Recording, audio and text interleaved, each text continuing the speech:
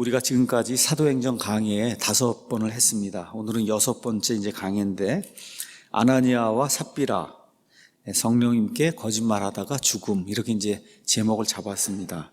여러분이 사도행전을 읽거나 아니면 교회를 이제 오래 다니셨으면 아나니아 이제 삽비라 이야기는 여러 차례 이제 들었을 것입니다. 그래도 오늘 사도행전 이제 강의를 하니까 이게 왜 이런 사건이 생기게 되고 이것이 지금 이 시대하고 어떠한 관련이 있고 또 이러한 일에도 불구하고 교회가 어떻게 앞으로 계속해서 전진해 나갈 수 있었는가, 이런 내용을 좀 살펴보도록 하겠습니다. 사도행전 2장에 오순절 이제 성령 강림 사건이 있고 교회가 이제 태어나게 되고 교회가 이제 부흥하고 발전해 나가는 가운데 교회 내부에 이제 문제가 생기는 내용이 오늘부터 나오는 거예요. 그러니까 교회가 하나님의 기관이고 성령님의 충만함을 통해서, 성령 침례를 통해서 이 땅에 이제 존재하지만 그럼에도 불구하고 교회 안에 문제가 있다. 그래서 이번 장에도 문제가 나오고 또 그 다음 장에도 문제가 나오고 계속해서 이제 문제를 푸는 내용들이 이제 앞으로 이제 나오게 됩니다. 자, 오늘 교회의 여러 문제들 가운데 첫 번째 나오는 그 토픽은 아나니아와 삽비라라고 하는 하나님을 믿는 사람들이 하나님께 거짓말을 하다가 하나님에 의해서 즉사하는 그런 내용이, 무서운 내용이 이 안에 이제 기록이 되어 있습니다. 자, 이 아나니아 삽비라 이야기를 하면서 하나님이 좀 너무 무섭게 가혹하게 이 부부를 대하신 것은 아닌가, 이렇게 이제 생각하시는 분들도 있을 수 있어요. 많은 경우에 용서도 해주시고 하는데 왜 이 사람들에 대해서는 하나님이 이렇게 가혹하게 심판을 즉사했으니까요. 그러니까 이렇게 심판을 행하실까, 이런 것들도 성경 전체의 맥락에서 한번 살펴보면 좋을 것 같습니다. 창세기부터 이제 요한계시록까지 하나님께서 이제 역사를 이렇게 쭉 주관하시면서 어떤 일들을 하십니다. 하나님이 원하시는 그런 일들. 근데 이제 하나님의 그 어떤 새로운 일이 시작이 될 때, 그 일을 시작할 때 이제 사람들이 그 일을 하잖아요. 근데 그 사람들이 하나님에 대해서 잘못된 생각을 하고 이렇게 돼서 그 사람들이 시작하는 일이 무너지게 되거나 아니면 질서가 무너지게 되거나 기강이 무너지는 이런 일이 생기면 그럼 하나님이 새로운 일 시작하는 것이 진전이 되지 않기 때문에, 그래서 하나님의 성품에 대한 도전, 이런 것이 있으면 하나님이 즉각적으로 심판하신 그런 내용이 성경에 기록이 되어 있습니다. 그러니까 아나니아 삽비라 이것만 그냥 보지 마시고 성경 전체에 하나님께서 어떤 새로운 일을 하려고 하는데 하나님의 성품에 도전을 하는, 불순종하는 그런 일이 생기면 그러면 그것 때문에 새로운 일이 커다랗게 방해를 받아요. 이렇게 될 때는 하나님이 즉각 심판하신다. 예를 들어 이제 몇 가지를 여러분에게 말씀드리겠습니다. 자, 이집트에서 이제 400년 종살이를 하다가 이제 모세가 이 사람들을 데리고 이제 가나안 땅에 들어가게 됐어요. 이집트 이제 출발을 해서 그래서 이제 먼저 광야로 들어갔습니다. 그래서 광야로 들어가서 한 50일쯤 이렇게 지나서 그래서 오순절 날에 여러분 아시는 것처럼 시내산에 가서 율법을 받게 됐습니다. 율법. 이렇게 이제 되면서 율법을 받으면서부터 구약이 시작이 되는 거예요. 우리가 지금 얘기하는 신약의 반대가 구약이잖아요. 신약은 새로운 상속 언약이라는 얘기고 구약은 옛 상속 언약이라는 그런 얘기인데, 이 새 상속 언약은 율법의 수요와 함께 시작이 되면서 말 그대로 하나님의 백성이 하나님과 계약을 맺고 하나님의 아내가 되겠습니다 하고 여호와의 아내가 되는 이와 같은 특별 언약을 맺는 그런 일이 시내산에서 이제 발생을 하게 돼요. 그래서 이 엄청난 일이 지금 하나님의 계획 속에서 이루어지고 모세가 40일 동안 올라와서 시내산에서 금식을 하며 이 하나님의 율법의 말씀을 받고 있는데 이 아래에서는 어떤 일이 생겼어요? 금송아지를 만들어 갖고 이 금송아지 보고 뭐라 그래요? 이 금송아지 당신이 우리를 이집트에서 데리고 올라온 신이라고 그러고 사람들이 뭐 춤을 추고 이건 뭐 도대체 이해가 안 되는 그런 일이 이제 생기는 거예요. 이렇게 되니까 하나님께서 즉시 몇 명을 죽이세요? 3,000명을 죽이세요. 3,000명. 하나님께서. 자, 이게 끝나고 난 다음에 하나님께서 나에게 예배를 드리려고 하면 성막이라고 하는 걸 만들어야 된다. 그래서 성막 만드는 걸 가르쳐 주시고 성막에서 섬기는 그런 일을 하기 위해서 제사장들은 이제 만드세요. 레위 지파를 따로 떼어 놓으시고 레위 지파 중에서도 아론과 그의 아들들이 제사장의 직무를 행하도록 하나님에게 따로 거룩히 구별하는 그런 내용이 있어요. 그러니까 예배를 이렇게 드려야 된다고 하는 걸 가르치는데 지금 그 아론의 두 아들들 나답과 아비후가 아마 술을 먹은 것 같아요. 술을 먹고는 하나님께 이렇게 뭐 향을 드리거나 뭐 이렇게 하려면 불을 가져다가 하나님이 원하시는 그런 방식으로 해서 그 불을 드려야 되는데 이상한 불을 가져왔다는 거예요. 이상한. 이 술을 먹고 정신이 좀 이상해져 갖고 하나님이 규정하지 않은 이상한 불을 갖고 온 거예요. 그러니까 어떻게 해서 하나님이 즉시 나답과 아비후를 죽이는 그런 내용이 레위기 11장에 이제 기록이 되어 있습니다. 10장에 기록이 되어 있습니다. 자, 이거 끝나고 난 다음에 이제 드디어 가나안 땅에 이제 들어가는데 가나안 땅에 누가 데리고 들어갔어요? 한 40년 지나서 여호수아가 데리고 들어갔어요. 그래서 여호수아가 데리고 들어가서 이제 여리고성을 정복을 했는데 이제 새로운 역사가 또 시작이 되는 거예요. 근데 하나님이 명령을 주셨죠. 그렇죠. 어떻게 하라 그랬어요? 하나님께 모든 걸 거룩히 구별해 드리라고 얘기를 했는데 아간이라고 한 사람이 하나님의 명령을 거역하고 몰래 하나님의 명령 거부하고 몰래 자기를 위해서 물건들을 숨기는 그런 일이 생긴 거예요. 이걸 그대로 두면 기강이 해해지고 하나님의 백성이 하나님을 경홀히 여기는 그런 일이 생기니까 하나님께서 아간과 그의 온 가족을 아골 골짜기로 데리고 내려가서 그래서 사람들이 돌을 쳐서 이 아간과 그의 가족들을 죽이라고 이제 하셔서 정말 참혹한 것과 같은 일이 생기는 역사가 그 안에 기록이 되어 있습니다. 자, 오늘 아나니아와 삽비라도 이런 일이다. 지금 교회가 시작이 됐어요. 이렇게 해서 하나님의 영이 충만하게 임해서 하나님의 일을 하려고 하는데 여기 가서 보니까 어떻게 해요? 하나님께 거짓말을 한단 말이에요. 하나님을 속이고 뭐 예를 들어 뭐 땅을 팔았는데 땅값이 1,000만 원인데 뭐 500만 원만 갖다 냈다. 나중에 그게 다 드러나거든요. 사람들에게 얘기할 거 아니에요. 1,000만 원을 내가 주고 팔았는데 내가 500만 원만 남겨놨다. 주고 500원 남겨놔. 이게 결국 사람이기 때문에 이게 드러나게 되면 그럼 어떻게 돼요? 사람들이 하나님을 무시해도 되겠구나. 이런 일이 생기니까 하나님께서 그 일을 미리 이제 방지해 주시려고 이와 같은 일을 이제 하시는 내용이 안에 기록이 되어 있습니다. 우리 고린도전서 한번 가서 보겠습니다. 고린도전서 10장에는 구약시대 하나님의 백성이 하나님의 엄청난 은혜를 받고 말 그대로 만나를 먹고 40년 동안 걸어다니고 해도 신발이 닳지 않고 옷이 헤어지지 않고 정말 사람이 생각해 볼 수 없는 그와 같은 은혜를 받았거든요. 그럼에도 불구하고 계속해서 하나님을 대적하는 내용이 여기 10장에 기록이 되어 있어요. 그래서 10장 11절 12절에는 하나님께서 이 많은 사람들을 징계하셨는데 그 징계하신 이유가 그 안에 기록이 되어 있습니다. 읽어보겠습니다. 10절부터 제가 읽어볼게요. 또한 그들 중에 어떤 자들이 불평하다가 파멸시키는 자에게 멸망을 당하였으니 너희는 그들과 같이 불평하지 말라. 이제 이 모든 일은 나답과 아비후 사건, 그렇죠, 아간 사건, 그 다음에 3,000명이 죽는 사건 등등 해서 많은 사람들이 이렇게 하나님에 의해서 죽임을 당했는데 이런 모든 일은 그들에게 본보기로 일어났다. 본보기. 하나님을 경홀히 여기고 하나님을 무시하고 하나님께 거짓말하고 이렇게 하면 하나님이 심판하시는구나. 이걸 보여주기 위해서 본보기로 일어났고 그건 구약시대에 일어난 거예요. 근데 왜 그것을 성경에 기록을 했느냐? 그것은 세상의 끝을 만난 우리를 훈계하기 위해 기록되었다. 저와 여러분처럼 세상의 마지막을 사는 사람들, 이 사람들에게 경고를 주고 경계를 주기 위해서 이렇게 기록이 되었다.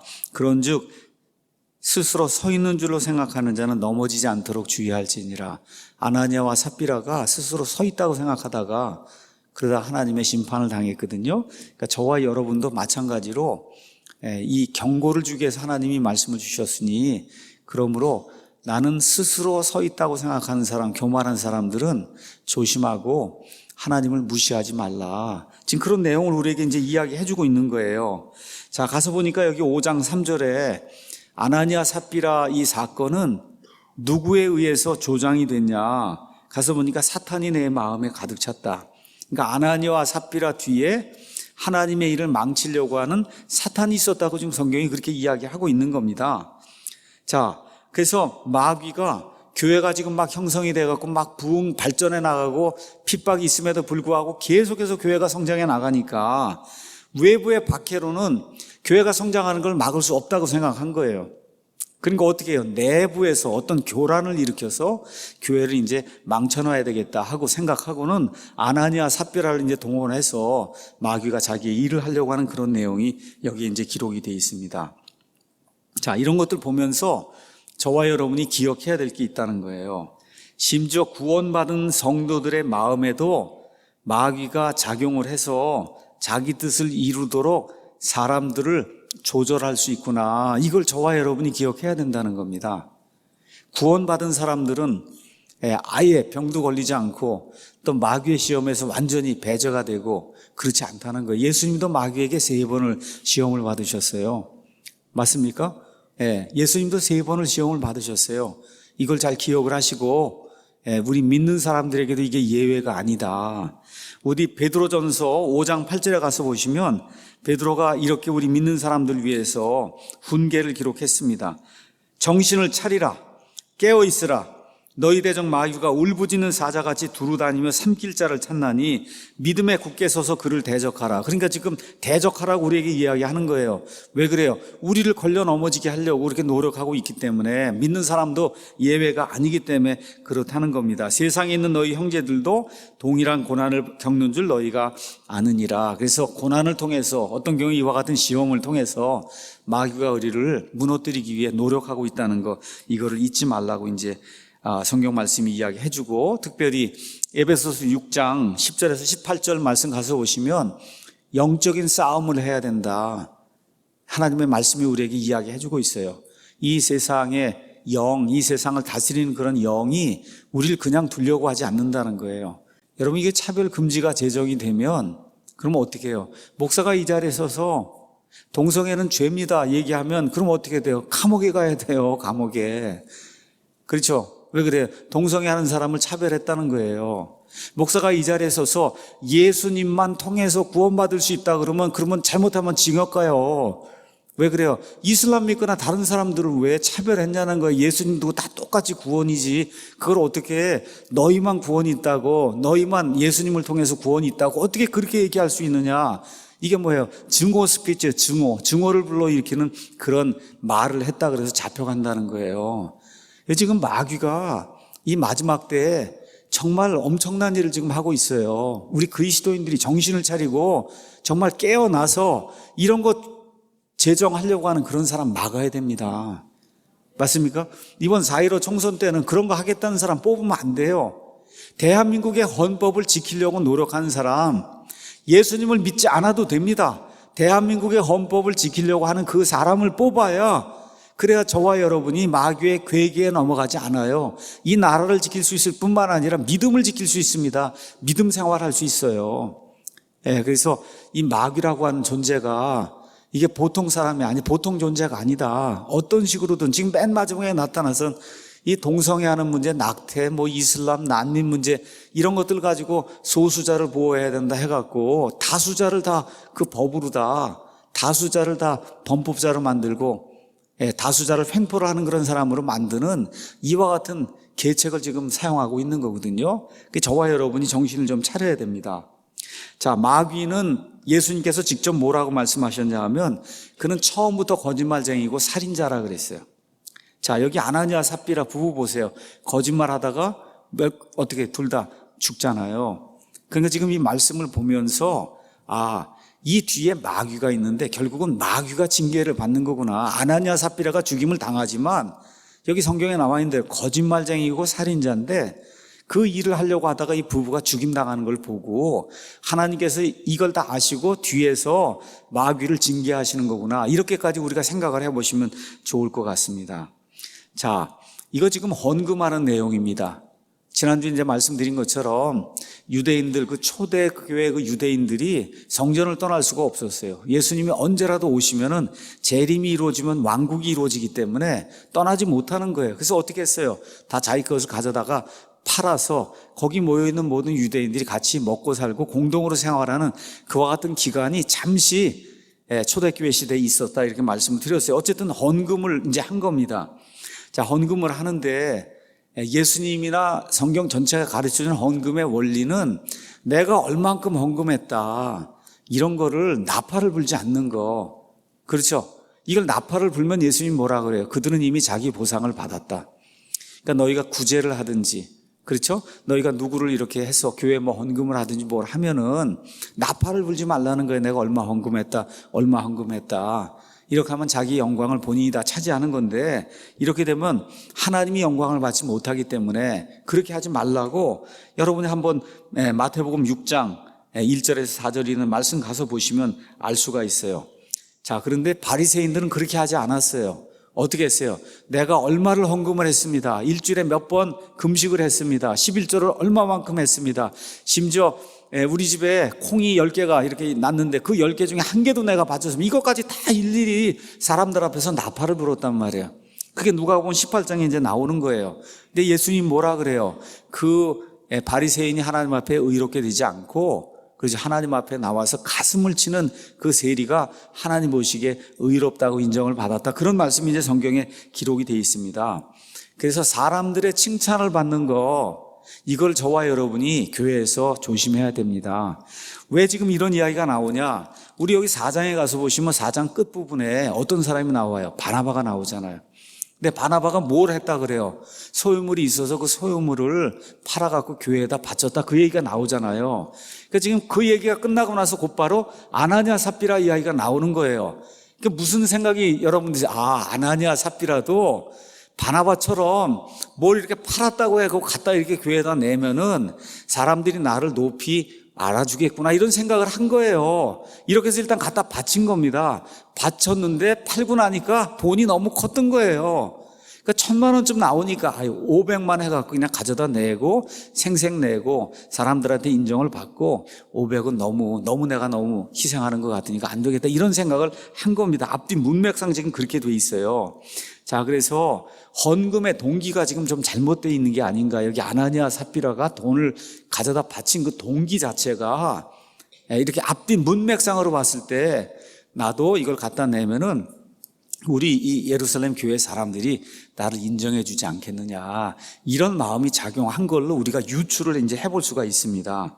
자, 그래서 사람들의 칭찬을 받기를 원해서 이런 일을 했는데, 사람들에게는 칭찬을 조금 아마 처음에 이제 바치려고 했으니까 받았을지 몰라요. 근데 하나님께 영광을 받지 못했습니다. 자, 그래서 하나님께서 받아야 될 영광을 사람이 취하는 이와 같은 일을 성경은 교만이라고 이야기해요. 교만이 별게 아니에요. 하나님이 받으셔야 될 영광을 사람이 취하는 거, 이걸 교만이라 그래요. 교만이 언제 시작이 됐냐? 하나님이 우주공간, 이거 저와 여러분이 살고 있는 이런 땅을 만들기 전에 하나님이 만든 창조물이 이미 있었어요. 그 성경 가서 보시면 그룹도 있었고 천사장들도 있었고 천사들도 있었고 스랍도 있었고 여러 가지 영적인 그런 존재들이 있었어요. 그 영적인 존재들이 있었는데 그 중에 하나가 루시퍼라고 하는 덮는 그룹이 있었어요. 여러분 이사야서 14장을 가서 보면 어떻게 해요? 하나님처럼 내가 저 위로 올라가서 하나님처럼 영광을 받기를 원하는 거예요. 이렇게 돼서 루시퍼가 타락을 하면서 사탄으로 바뀌는 내용이 이사야서 14장, 에스겔서 28장에 이제 기록이 되어 있습니다. 그러니까 우주 공간에서 이루어진 첫 번째 죄는 교만이에요. 교만 때문에 이 루시퍼가 이제 타락을 하게 돼 있고, 자, 그 다음에 하나님이 사람을 만드셨어요. 사람이 이제 타락하게 됐어요. 그 타락할 때 여기 루시퍼 이 사탄이 와서 뭐라 그래? 너희가 이 선악과를 먹으면 그러면 신들처럼 된다는 거예요. 이렇게 돼서 어떻게 하나님이 받는 그런 영광을 너희가 받을 수 있다, 이렇게 하니까 사람이 타락하게 돼 있거든요. 그러니까 사람이 첫 번째 타락하게 된 죄도 교만이라는 거예요. 그러니까 교만이 제일 무서운 거예요. 하나님 대신에 내가 하나님처럼 앉아서 하나님처럼 뭘 하려고 하는 거. 여러분, 적그리스도가 이제 오는 세상이 옵니다. 데살로니가 후서 2장에 가서 보면 그가 하나님의 성전에 들어가 하나님처럼 앉아서 하나님처럼 경배를 받는다고 성경이 그렇게 이야기를 하고 있어요. 이걸 교만이라고 이제 이야기하는 겁니다. 그래서 아나니와 이 삽비라의 죄도 어떤 면에서 보면 교만이에요. 사람들로부터 영광을 취하려고 하는 거. 이걸 저와 여러분이 조심을 해야 됩니다. 자, 또 아나니와 삽비라의 죄는 사악한 죄다, 우리가 그렇게 이야기할 수 있는데 어떤 면에서 사악하냐? 하나님께서 신약 교회를 여셨어요. 교회라고 하는 새로운 기관이 지금 이 땅에 존재하게 됐는데 그 교회를 직접 대적하는 그런 일을 아나니와 삽비라가 이제 하게 된 겁니다. 자, 저와 여러분이 여기 앞뒤 문맥을 가서 읽어보면 조금 이따 이제 말씀드리겠지만 많은 사람들이 아나니아와 삽비라는 진짜 구원받은 사람이 아니고 말로만 구원받은 사람이다, 그렇게 이제 얘기하는 분들이 많아요. 하나님의 즉각적인 심판을 받아 즉사하는 걸 보고는 아나니아와 삽비라는 진짜 구원받은 사람이 아니라 말로만 구원받은 사람이다. 근데 저와 여러분이 앞뒤 문맥을 가서 이렇게 읽어보면 아나니아와 삽비라는 진짜 구원받은 사람입니다. 다시 한번 말씀드릴게요. 아나니아와 삽비라는 이 당시의 상황과 앞뒤 내용을 보면 말로만 믿음 고백한 그런 사람이 아니라 이 교회 공동체에 들어가서 그래서 사람들의 인정을 받은 사람들이에요. 여러분, 지금부터 2000년 전에 초대 교회가 형성이 될 때는 저와 여러분처럼 지금 현대교회처럼 회원이 되는 게 그게 쉽지 않았어요. 이 회원이 되려고 하면 구원받았다는 것이 확실하고, 그렇죠? 이렇게 해서 예를 들어 제가 이사를 갔어요. 인천에 살다가 부산으로 이사를 가잖아요. 부산으로 가서 그 교회를 다니려고 하면 인천에 있는 이 교회에서 뭘 써줘야 돼요? 여기 편지를 써줘야 돼요. 추천서를. 이 사람은 이렇게 해서 예수님 믿는 게 아주 확실하고 우리 교회에서도 정말로 믿음 생활을 잘하고 그래서 예수님의 구원받은 사람이 확실합니다 하고 이게 추천서를 써줘야 그쪽에 있는 교회에 가서 교회 생활을 할 수 있었어요. 무슨 얘기인지 아시죠? 이 정도로 이게 어려운 거예요. 근데 여기 이 사람이 지금 소유를 팔아갖고 교회에다 같이 바칠 정도가 되면 이미 멤버가 된 게 확실하잖아요. 맞죠? 이렇게 된 게 이제 확실한 거예요. 자, 그래서 이런 사람이 아니면 초대교회 교회 공동체에 들어갈 수가 없었습니다. 그들이 분명히 신자다. 왜 그래요? 믿음대로 소유물 땅을 이제 팔았단 말이에요. 1절에 있는 것처럼 또 3절 4절에 있는 것처럼. 자, 가서 보세요. 5장 3절에 내가 성령님께 거짓말을 했다. 5장 9절에 너희가 성령님을 시험했다. 그게 무슨 얘기예요? 이 사람들 안에 성령님이 지금 있다는 거예요. 맞습니까? 성령님이 있으니까 그 성령님께 거짓말을 하지, 성령님이 없는데 어떻게 그 사람한테 성령님께 너희가 거짓말한다 어떻게 얘기를 해요? 제가 다시 볼게요. 3절에 내가 성령님께 거짓말을 했다. 그렇죠. 그 다음에 나중에 삽비라한테 뭐라 해요? 9절에 어찌 너희가 서로 합비하여 주의 영을 시험하느냐. 여러분, 믿지 않는 사람에게 주님의 영이 있어요? 없는데 뭐 주님의 영을 시험할 수도 없잖아요. 그렇잖아요. 그러니까 이거 앞뒤 문맥을 보면 이 사람들이 일단 교회 공동체에 들어가려고 하면 믿음이 분명히 확실하고 구원받은 사람이어야 되고, 거기 가서 보니까 주님의 영에게 거짓말을 하고 주님의 영을 시험했다고 지금 성경이 이야기하는 걸 보면 100% 구원받은 사람이라는 겁니다.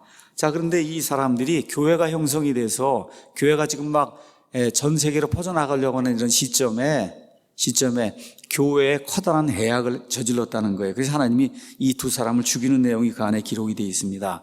자, 왜 그러냐? 저와 여러분이 교회가 어떤 존재인가를 지금 이 시간 다시 한번 좀 생각을 해봐야 됩니다. 사도행전 20장 28절 가서 보면 교회는 하나님이 자신의 피로 사신 기관이라 그랬어요. 하나님이 자신의 피로. 그 누구예요? 예수님이 죽으시면서 사신 그와 같은 이 사람들이 교회라는 거예요. 그러니까 이 교회가 굉장히 거룩하고 귀중하고 악한 것이 있어서는 안 되는 그와 같은 기관인데, 사람들의 모임인데 여기를 향해서 거짓말을 하고, 그렇죠? 그렇게 해서 이 교회가 잘못된 길로 나가도록 그런 일을 조장을 했다는 겁니다. 자, 그 다음에 이제 또 하나, 이 교회를 멸하려고 하는 그런 일이 왜 그러냐? 디모데전서 3장 15절에 가서 보면 교회는 진리의 기둥과 터라 그랬어요. 교회는 진리의 기둥과 터다. 진리와 반대가 뭡니까? 거짓이잖아요. 근데 지금 진리를 가지고 세상에 나가서 진리를 전파해야 되는데 교회 내부에서 지금 거짓말이 횡행해갖고 거짓말하는 사람들이 교회 안에 서 있으면 하나님 말씀이 어떻게 파급이 되겠어요? 그렇죠? 그래서 지금 새로운 일을 시작을 하려고 하는데 그 새로운 일을 하려고 하는 하나님의 계획에 직접 다가와서 도전을 하기 때문에 하나님께서 이 두 사람을 심판하실 수밖에 없었다는 그런 사실을 기억을 해야 됩니다. 자, 그런데 교회 외부의 핍박을 통해서는 지금까지 마찬가지예요. 교회 외부의 핍박을 통해서 교회가 망한 일은 거의 없습니다. 살아남아요. 근데 뭐 때문에 되게 무너지냐? 안에 있는 적들 때문에 교회가 되게 무너지게 됩니다. 자, 그래서 내부 사람들 사용해서 교회가 이제 무너진다는 거. 자, 그래서 이 사람들이 거짓말하고 이러고서 사람들에게 영광을 받고 이라고 뭐 교회 장로가 되고 이렇게 되면은 하나님의 일이 제대로 진척이 안 되잖아요. 거짓말하고 그런 사람들이 교회 중직을 맡아갖고 교회를 이끌고 나가면 하나님의 일이 되겠어요? 안 되잖아요. 그러니까 하나님께서 제거를 하신 거다. 자, 이런 것들을 이제 기억을 하면서 교회는 하나님의 영이 거하시는 곳 아니면 영이 거하시는 사람들의 모임이에요. 근데 여기에 마귀가 둥지를 틀려고 하는 거예요. 그렇죠? 또한 교회는 디모데후서 2장 1절에서 4절에 나와 있는 것처럼 하나님의 군대입니다. 하나님의 군대예요. 자, 이 하나님의 군대에 들어와서 교란을 일으키면 적군이 그러면 싸움을 못 하잖아요. 이런 차원에서 하나님께서 이 사람들을 이 적합한 때 이제 제거하시는 그런 내용이 그 안에 이제 기록이 되어 있습니다. 그래서 아나니아와 삽비라 이 사건을 이렇게 보면서 우리 자신을 돌아보는 그런 계기로 좀 삼아야 되겠다. 그것은 뭐냐 하면 말과 행동이 같으냐는 거예요. 지금 말과 행동이 다르잖아요. 내가 팔아서 바치겠다고 했는데 행동은 반만 바치거나 일부만 바친 거잖아요. 이거를 성경은 뭐라고 얘기하냐? 위선이라고 이야기하는 거다. 위선. 겉과 속이 다른 거, 이것이 계속 지속이 되면 교회가 존재할 수가 없어요. 그래서 우리 교회에서도 위선, 가식 이렇게 행하는 거, 기존 성경에는 외식이라고 표현이 돼 있잖아요. 외식하는 자요. 그렇죠?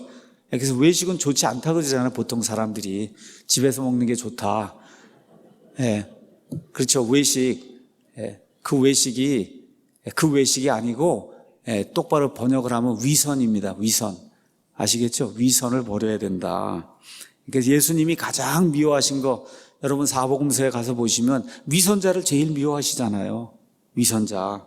그래서 심지어 기도하고 찬송하고 설교하고 교제하는 모든 것에 위선이 없어야 된다. 위선이 이시하면 하나님을 기쁘게 하지 못한다는 거예요. 그러니까 겉과 속이 똑같은 사람이 되는 게 우리 교회 목표입니다. 겉과 속이 똑같은 사람이 되는 거. 그런 사람이 교회에 리더십을 발휘하고 그런 사람들이 아이들도 가르치고 그렇게 해서 아이들도 똑같이 겉과 속이 같은 그런 사람들이 이제 만들어야 된다. 자, 우리 교회는 권징을 하는 그런 교회예요. 권징, 권면과 징계가 있습니다. 성경 말씀에 따라 예수님이 하라고 했기 때문에 그래서 권면과 징계가 있어요. 그 교회가 반드시 필요할 때 해야 되는 일이 권면과 징계입니다. 근데 여기 있는 건 권면과 징계가 아니에요. 이거는 교회가 한 게 아니라 누가 한 거예요? 하나님이 직접 교회를 사랑하셔서 하신 일이라는 걸 저와 여러분이 기억하면 좋겠습니다. 자, 이런 거 이제 기억하면서 이제 삽비라에게 베드로가 뭐라고 얘기하냐 하면 하나님을 시험한다고, 즉 고의로 하나님의 말씀을 이게 어기고 속인다고 지금 이야기하는데 한번 가서 3절 보겠습니다. 베드로가 아나니아한테 이야기하는 거예요. 내가 성령님께 거짓말을 하고 땅값에 얼마를 감추었다. 그 얘기 다 한 다음에 4절 가서 보니까 내가 사람들에게 거짓말하지 아니하고 하나님께 하였도다. 이 두 개를 이렇게 묶으면은 하나의 신학이 나와요. 어떤 신학이 나오냐? 성령님은 하나님이시구나. 맞습니까? 이게 조직 신학이에요. 조직 신학. 성령님은 하나님인 거 어떻게 알아요? 가서 보니까 3절에는 내가 성령님께 거짓말을 했다 그러고 4절에 가서는 내가 하나님께 거짓말을 했다 그러니까 성령님이 누구세요? 하나님이라는 거예요. 이런 식의 신학을 조직 신학이다. 성경 가서 보면은 뭐 성령님이 하나님이라고 기록된 거 그거 딱 하나 찾아와라. 그러면 없을 수 있어요. 근데 여기 가서 보니까 조직적으로 이걸 모으면은 그럼 어떻게 성령님이 하나님이라는 걸 알 수 있잖아요. 아시겠어요? 이렇게 하는 그런 신학을 조직 신학이다. 그러니까 조직 신학이 성경의 모든 신학의 꽃이라고 하는 거는 뭐냐면 창세기부터 시작해서 요한계시록까지 모든 것들을 다 모아갖고 결론을 내리는 신학이 조직 신학이에요. 그래서 성경에 대해서, 하나님에 대해서, 아버지 하나님에 대해서, 아들 하나님에 대해서, 성령 하나님에 대해서 그죠? 마귀와 그의 천사들에 대해서, 예수님에 대해서, 그렇죠? 그 다음에 이 구원에 대해서, 중생에 대해서, 그 다음에 또 우리가 성화에 대해서, 또 교회에 대해서, 재림에 대해서, 휴거에 대해서, 천년왕국에 대해서, 이런 모든 거 성경을 읽어보면 그런 모든 게 여기저기 다 흩어져 있잖아요. 그렇죠? 근데 그거를 딱 정리를 하면은 모든 거에 대한 이 교리 신학이 이제 나옵니다. 이런 신학을 조직신학이라고 이야기하는 거예요. 그래서 여기 여러분이 조직신학의 하나를 본 거예요. 내가 성령님께 거짓말을 했는데 그게 하나님께 거짓말했다고 하니까 성령님이 하나님이시다. 이렇게 여호와의 증인이 어디 성령님이 하나님이라고 기록된 거 갖고 와라 그러면 여러분 이걸 딱 가져다가 이거 보여주셔야 되는 거예요. 아시겠죠? 이렇게 하는 겁니다. 이게 성령님이, 여호와의 증인들은 성령님이 하나님이 아니고 힘이라고 얘기하는 게 에너지라고 얘기하는 게 어떤지 여러분이 이제 보여주셔야 되는 겁니다. 자, 이들의 죄를 이제 요약을 하겠어요. 이들의 죄는 하나님의 돈을 자기 마음대로 강탈한 거, 그게 죄의 본질이 아니에요. 하나님의 영광을 빼앗으려고 한 게 그게 이 사람들 죄의 본질이다. 여러분 4절 가서 보니까 뭐라 기록이 되어 있냐? 땅이 남아있었을 때 내 것이 아니었느냐? 판 뒤에도 내 마음대로 할 수 있지 아니하였느냐? 이게 무슨 얘기냐? 땅을 팔 필요도 없었고 땅을 판 뒤에도 교회에 돈을 가져올 필요도 있었어요? 없었어요? 없었단 말이에요. 그렇죠? 그러니까 교회 일을 하거나 무슨 일을 할 때 자기 마음에 작정한 대로 있는 그대로 100% 자기 작정을 그대로 해야지, 이걸 하면서 내가 영광을 받아야 돼 이런 마음이 있으니까 아까운 마음이 든 거잖아요. 그렇죠? 처음에는 해봐야 되겠다 이런 생각을 했는데 딱 땅을 팔고 나니까 너무 아까운 거예요. 그러니까 이런 마음이 드는 이유가 뭐냐? 하나님의 영광을 제대로 보지 못하기 때문에 결국은 하나님의 영광을 빼앗는 그런 일이 생긴 거고, 이렇게 하면서 사람들에게 인정을 받으려고 하다 보니까 그러니까 어떻게 됐어요? 바나바처럼 하고 싶은 거예요. 바나바가 인정을 받아서 사도가 됐잖아요. 이런 일을 하고 싶은 거예요. 처음에 안 되니까 결국은 하나님을 속이려고 하다가 결국 죽는 그와 같은 일이 이제 발생을 한 겁니다. 자, 이렇게 되면서 어떤 일이 생겼냐? 사도행전 5장 11절 가서 보니까 온 교회와 이 일들을 들은 모든 사람들에게 큰 두려움이 임하였다. 이렇게 돼 있어요. 자, 하나님이 이거를 염두에 두시고 이런 일을 하신 거예요. 하나님을 두려워하는 사람들이 모여야 교회가 되는 겁니다.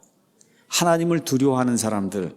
그래서 여기 사도행전에 가서 보시면 여기 큰 두려움이라는 게 여기 11절 이제 가서 보시면은 great fear라고 써 있어요. great, 크다라는 거예요. 엄청나게 크다. 자, 여러분 여기 전에 가서 보시면 4장 33절에 가서 보니까 이렇게 이제 기록이 되어 있어요. 사도들이 큰 권능으로, 33절에 가서 보면 great power가 이제 나옵니다. 주 예수님의 부활을 증언하며 큰 은혜가, 거기 가서 뭐 great grace가 이 사람들에게 임했다는 거예요. 여기 great grace 자꾸 나오잖아요. 그렇죠? 큰 권능으로 말씀을 선포하고 했더니 하나님의 큰 은혜가 임했다는 거예요. 동시에 또 하나님을 속이려고 하다 이 사람들이 죽게 되니까 하나님의 큰 두려움이 임했다는 거예요. 그러니까 교회는 뭐가 있어야 되냐? 큰 권능과 큰 은혜와 큰 두려움, 이 세 가지가 동시에 공존을 해야 그래 하나님이 기뻐하시는 그런 교회가 될 수 있다는 것을 사도행전을 통해서 저와 여러분에게 하나님이 알려주시는 거다.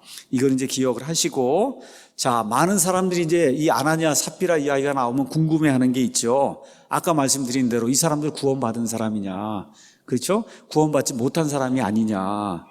자, 여기 가서 보면 결론은 구원받은 자들이 심각한 죄를 지으면 이 사람들의 죄 때문에 하나님께서 육체를 멸하시는 일이 있다는 겁니다. 성경이 분명히 우리에게 그걸 이야기하고 있어요. 우리 고린도전서 5장을 한번 가서 보겠습니다. 고린도전서 5장에 가서 보시면은 이 고린도 교회 안에 구원받은 이 고린도 교회 성도들 가운데 어떤 사람이 있어요. 자기 아버지의 아내와 음행을 벌인 사람이 있는 거예요. 자기 아버지와 아내와 교회 다니 구원받은 사람인데, 그러니까 바울이 뭐라 그래요? 이거 세상 사람 이방인들 가운데서도 입에 올릴 수 없는 그런 범죄라는 거예요. 그러니까 바울이 어떻게 이야기해요? 거기 가서 3절에 내가 하나님께 기도했다는 겁니다. 내가 진실로 몸으로는 떠나 있으나 영으로는 함께 있어서 마치 거기 있는 것 같이 이런 일을 그렇게 행한 자에 관하여 이미 판단하고 하나님께 기도해서 뭐라고 얘기했냐. 우리 주 예수 그리스도의 이름으로 너희가 같이 모일 때 내용도 함께 있어 우리 주 예수 그리스도의 권능으로 그런 자를 사탄에게 넘겨주어 육체를 멸하도록 판단했다. 하나님께 간절히 기도했다는 거예요. 저 사람 죽여주십시오 하고. 왜 그래요? 하나님께 대한 그 영광을 완전히 가려버리는, 믿지 않는 사람들 하지 않는 그런 일을 예수님 믿고 구원받은 사람이 했다는 겁니다. 이렇게 할 때 죽여달라고 간구를 했고, 여러분 11장에 가서 보시면은 주의 만찬을 행하는 그런 내용이 그 안에 기록이 돼 있어요. 주의 만찬. 자, 주의 만찬에 대해서 이야기하면서 11장 27절에 그러므로 누구든지 주의 이 빵과 이 잔을 합당하지 않게 먹고 마시는 자는 주의 몸과 피에 대해 죄가 있다. 오직 사람이 자기를 살피고 그 뒤에 그 빵을 먹고 그 잔을 마셔야 되는데 고린도 교회 사람들 가운데는 아무 생각 없이 와서 빵과 잔을 마셨다는 거예요. 그랬더니 그 29절에 합당하지 않게 먹고 마시는 자는 주의 몸을 분별하지 못하고 자기를 위하여 정죄를 먹고 마신다. 좋은 걸 위해서 지금 주의 빵과 주의 이 잔이 있는 건데 아무 생각 없이 주님의 이 빵과 잔이 뭘 의미하는지도 알지도 못하고 그냥 와서 덥석 먹으면은 그럼 어떻게 돼? 오히려 정죄를 먹는다는 거예요. 그래서 이런 까닭에 너희 가운데 약한 자와 병든 자가 많고 잠자는 자도 있다는 거예요. 무슨 얘기예요? 하나님의 이 주의 빵과 몸을 이걸 제대로 구분하지 못하고 함부로 주의 만찬에 참여하다가 병든 사람도 있고 몸이 약하게 된 사람도 있고 심지어 죽은 사람도 있다는 거예요. 하나님이 죽이기도 하신다는 거예요.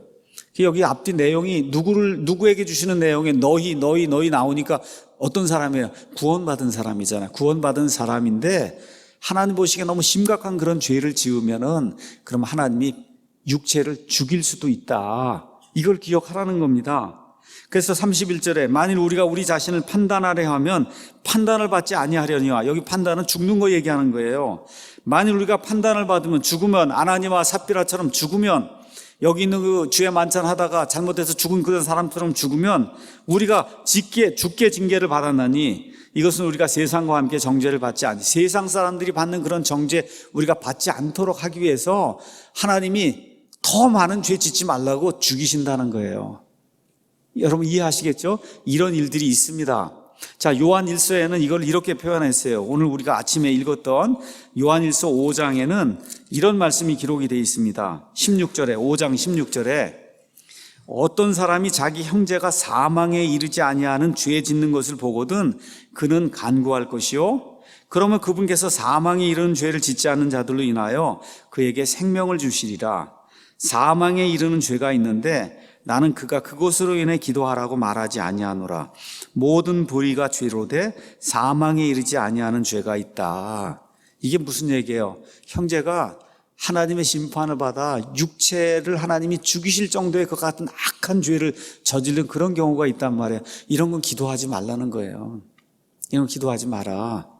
그러니까 사망에 이르는 죄가 있고 사망에 이르지 않는 죄가 있다는 거예요. 우리가 보통 여러분 하나님이 죄마다 다 죽이면 이 땅에 한 사람이라도 어떻게 살아남겠어요? 그렇잖아요.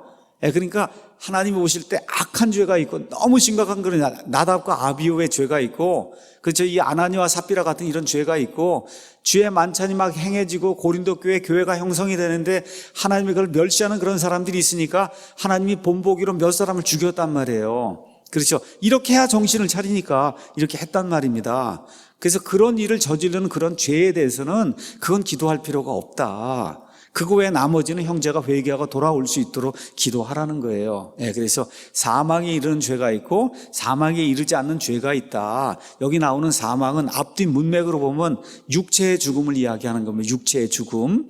그래서 하나님이 너무 사랑하기 때문에 이대로 놔두면 하나님의 명예의 누가 되고 이 사람에게도 명예의 누가 되는 그런 경우에는 하나님이 죽이기까지 해서, 그래서 하나님의 명예가 먹칠당하지 않도록 그렇게 이제 한다는 겁니다. 그래서 이런 내용이 구체적으로 히브리서 12장에 기록이 돼 있어요. 그래서 히브리서 12장의 내용은 무슨 얘기냐? 아버지가 징계하지 않는 그런 아들이 어디 있냐? 아들이 잘못해요. 어떻게 징계하잖아요. 그런데 다른 사람 아들은 징계하지 않습니다. 내 아들만 하지. 그렇죠? 그래서 뭐라 그랬어요? 징계가 없으면 하나님의 아들이 아니고 뭐라 그래요? 사생아라고 얘기하는 거예요. 사생아. 그러니까 저와 여러분이 심각한 그런 죄를 자꾸 짓고 이렇게 했는데도 심판이 없으면 그럼 사생아일 가능성이 크다는 거예요. 하나님의 아들, 딸이 아닐 가능성이. 이런 것들 기억하시면서 하나님이 사랑하기 때문에 육신의 아버지가 우리를 징계하듯이 아버지 하나님도 우리를 징계한다. 징계가 오면 뭐예요? 하나님의 아들, 딸이라는 증거라는 거예요. 그렇다고 증거를 받기 위해서 자꾸 징계받으면 안 됩니다, 여러분. 이해하시겠죠? 여기 나와 있는 앞뒤 문맥의 징계는 엄청난 징계를 이야기하는 거예요. 병에 걸리든지 죽든지 하는 그런 징계를 이야기하는 거예요. 히브리서 12장에. 그래서 히브리서 12장 28절에 그러므로 우리가 움직일 수는 왕국을 받을진데 은혜를 소유하자. 이 은혜를 힘입어 우리가 공경하는 마음과 하나님께 속한 두려움을 가지고 받으실 만하게, 하나님이 받으실 만하게 하나님을 섬길지니 우리 하나님은 소멸시키는 불이라는 거예요. 그러니까 하나님 앞에 이게 잘못된 그런 걸로 쓰면은 육체까지도 하나님이 죽이신다는 거예요. 이걸 저와 여러분이 잘 기억을 하시면 좋겠습니다. 그래서 나답과 아비후 그 죄가 어떤 죄예요? 하나님이 이상한 불 가지고 또 너희는 제사장인데 제사장으로 거룩히 구별된 사람들이 술 먹고 해롱해롱 이렇게 하다가 이상한 불을 가지고 들어가서 하면 일반 백성이 볼 때 어떡하겠어요? 아, 하나님 저렇게 해도 되는구나. 하나님 어떻게 해요? 죽이신다는 거예요. 그렇죠? 그 다음에 여러분 고라가 반역을 일으킨 거 봤죠? 모세를 대적해서 반역을 일으켜서 하나님이 죽이잖아요, 금방. 이번엔 땅이 갈라져 갖고 이 사람들 파묻잖아요. 하나님의 사람들을 이렇게 대적하고 시기심을 가지고 자기에게 속하지 않은 거를 자기 걸로 자꾸 취하려고 하면 하나님이 이와 같이 징계를 하신다. 아나니아와 삽비라는 성령님을 속이고 거짓말했어요. 고린도 교회 성도는 음행을 하고 주의 만찬을 멸시했어요. 그러니까 사망에 이른 죄가 하나가 아니라는 거예요. 여러 가지 죄가 있는데 이것이 심각한 죄면 하나님이 다스리신다. 이거 되면 안 돼요, 여러분. 그렇기 때문에 우리가 조심을 해야 된다는 거 꼭 기억을 하시면 좋겠습니다. 자, 아나니아와 삽비라 사건이 일어난 다음에 어떤 일이 일어났는지 그럼 한번 성경을 통해서 한번 보도록 하겠습니다. 징계의 효과에 대해서 보도록 하겠습니다. 그 내용이 12절에서 16절에 나옵니다. 지난 시간에 저와 여러분이 성령 충만한 교회의 특징이 세 가지가 있다. 첫 번째는 하나가 된다는 거예요. 하나. 두 번째는 사람들의 호감을 받는다 그랬어요.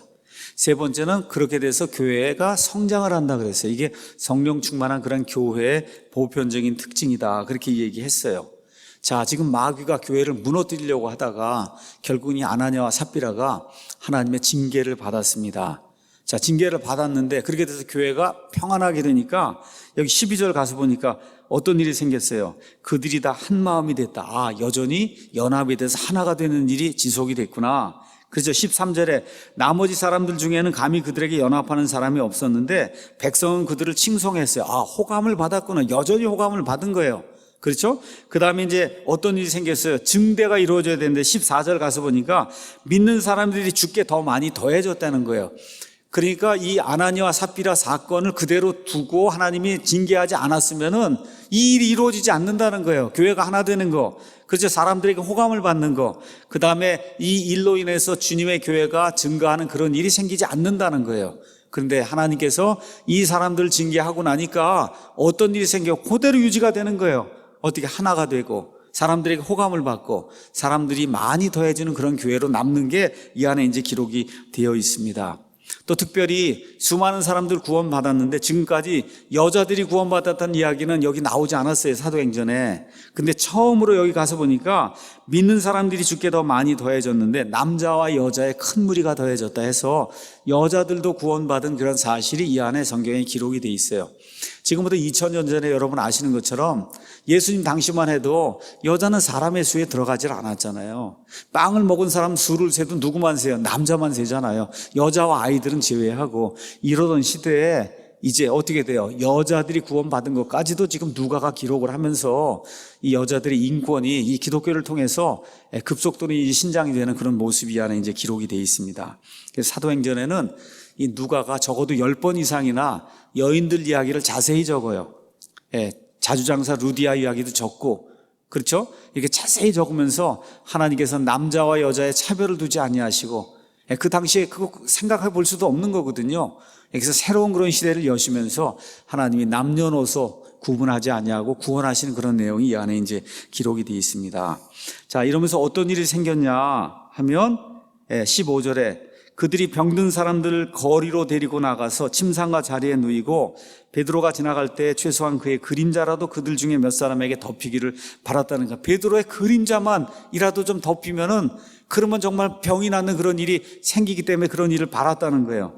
그래서 주변 도시들에서 나온 무리도 병든 사람들과 부정한 영들에게 괴로움을 당하던 사람들을 데리고 예루살렘에, 주변에서도 다 예루살렘에 왔는데 중요한 단어가 있어요. 그들이 100%다 고침을 받았다. 다가 중요한 거예요. 다. 왜 그래요? 이 당시 사도들에게는 병을 고칠 수 있는 은사, 기프트가 있었어요. 하나님의 선물이 있었어요. 특별한 그런 선물. 심지어 어떻게 사도 바울 같으면 손수건만, 바울이 쓰던 손수건만 갖다 이렇게 놔도 병이 났고, 여기 같은 경우는 베드로가 지나갈 때 그림자만 덮여도 병이 났고, 주변 지역에 있던 모든 사람이 다 데리고 오면 여기 믿음으로 낫다 이런 얘기 없잖아요. 어떻게 손만 대면 여기 100% 낫는 그런 일이 있었다는 거예요. 이러던 시대가 있었어요. 어느 시대에? 예수님 시대와 그 다음에 사도 바울, 이 사도들이 초기에 복음을 선포하던 그런 시대에는 이런 일들이 있었다. 이렇게 할 수 있는 사람들을 사도라고 부르는 거예요. 이 사도는 뭐예요? 은사, 기프트, 하나님이 주신 특별 재능을 가진 그런 사람들이 있었다. 이걸 저와 여러분이 기억을 해야 됩니다. 그래서 오전에 아침에 뭐라 그랬어요? 목사는 그런 능력이 없는 사람이다. 여러분 이해하시겠죠? 근데 뭐는 있어요? 하나님께 기도하면 하나님께서 하나님의 뜻대로 들어주실 줄로 믿습니다 하는 건 목사뿐만 아니라 여러분 모두에게 허락하신 하나님의 은혜요, 의무요, 특권이라고 제가 말씀을 드렸습니다. 하나님께서 들어주시고 하나님의 뜻대로 하실 수 있다 말씀드렸어요. 그렇지만 손을 갖다 대면 난 댔는 대로 낫는다, 이런 일은 지금 이 세상에 없다고 말씀을 드렸어요. 왜 그러냐? 이것은 사도의 기적이에요. 사도의 기적. 사도는 누구만 되냐? 사도행전 1장에 가서 보니까 어떤 사람이 부활하신 예수님을 만난 사람만 돼요. 그렇죠? 그 다음에 사도 바울도 부활하신 예수님 만나서 사도가 된 거예요. 그러니까 부활하신 예수님을 직접 눈으로 본 사람이라야만 사도가 될 수 있는 거예요. 여러분에게 지금 묻고 싶습니다. 지금 이 시대에 그런 사람 있습니까? 어떤 목사가 나는 사도요 그러면 돼요, 안 돼요? 안 되는 거예요. 없어요. 헛소리 하는 거예요, 여러분. 그냥 헛소리 하는 거다 이렇게 생각하시고, 그런 일은 없습니다. 그래서 지금 이 시대에 어떤 사람이 내가 사도니까 손을 얹으면 낫는다, 그럼 빨리 도망가시면 됩니다. 그 일은 일어난다 해도 그건 무슨 일이에요? 마귀의 일이지 하나님의 일이 아닙니다. 그 일이. 우리는 어떻게 해요? 믿고 기도하는 겁니다, 여러분. 믿고 기도하는 거예요. 우리의 창조자 하나님께서 원하시면 저를 낫게 해주실 수 있고 고쳐주실 수 있다고 믿고 기도하는 거예요. 그 이후에는 하나님이 하시는 거예요. 그렇게 하는 것이 성경적인 것이지, 어디 가서 이렇게 머리 뒤밀고 이렇게 해서 돈 갖다 주고 이러고서 고쳐달라고 하는 것은 이 시대에 없는 일이라고 하는 사실을 저와 여러분이 꼭 기억해야 됩니다. 이거 이야기하니까 자꾸 교회 와서 그럼 낫게 해달라고 기도하고 이러는 건 안 되는 거냐? 아니에요. 그것도 해야 되는 거예요. 그거 반드시 해야 되는 거예요. 왜 그래? 아침에 말씀드린 대로 저와 여러분이 연약하기 때문에 나는 할 수가 없으니 하나님이 해주시기 바랍니다. 이거는 믿음이 있는 사람만 기도하는 거예요. 그래서 여러분, 그렇게 기도하는 사람이 실제로 진짜 믿음이 있는 사람입니다, 여러분. 고치긴 뭘 고쳐줘 하나님이, 난 안 해, 이렇게 하면 그 믿음이 없는 사람이에요. 그러니까 기도하는 건 내 몫이고 들어주시는 건 하나님의 몫이다. 맞습니까? 기도하는 건 내 몫이고 들어주시는 건 하나님의 몫이다, 이렇게 생각을 하시고, 우리는 하나님의 이 은혜를 의지하고 그리고 간절히 기도하는 그와 같은 일을 해야 된다. 자, 기적들이 나타난 때가 있었다고 분명히 말씀드렸어요. 인류 역사 6천년 가운데 기적이 나타난 때가 있습니다. 딱 3개로 한정이 돼 있어요. 자, 첫 번째는 구약시대는 율법과 대언자의 시대예요. 율법과 대언자의 시대로 새로운 것들이 나타나게 될 때 하나님이 꼭 기적을 사용하셨어요. 율법은 누굴 통해 주셨어요? 모세를 통해 주셔서 모세 때 그렇게 엄청난 기적이 일어나게 된 거예요. 자, 대언자의 시대를 연 사람이 누구예요? 엘리야입니다. 그래서 엘리야와 엘리사 시대에 엄청나게 기적이 일어났어요. 예수님께서 신약시대를 여셨어요. 신약시대를 여시면서 신약교회를 이제 사도들이 하게 됐어요. 이때의 기적들이 엄청나게 일어난 거예요. 이때 외에는 우리의 역사를 통해서도 기적이 일어난 적이 없습니다, 여러분. 여러분 유명한 마르틴 루터 아시죠? 마르틴 루터가 방언을 했습니까? 병을 고쳤습니까? 무슨 기적을 행했어요? 없어요. 여러분이 잘 아시는 찰스 웨슬리, 요한 웨슬리, 감리교를 창시한 분들 아시죠? 방언했습니까? 했어요, 안 했어요? 안 했죠. 그렇죠? 이 사람들이 병 고쳤어요?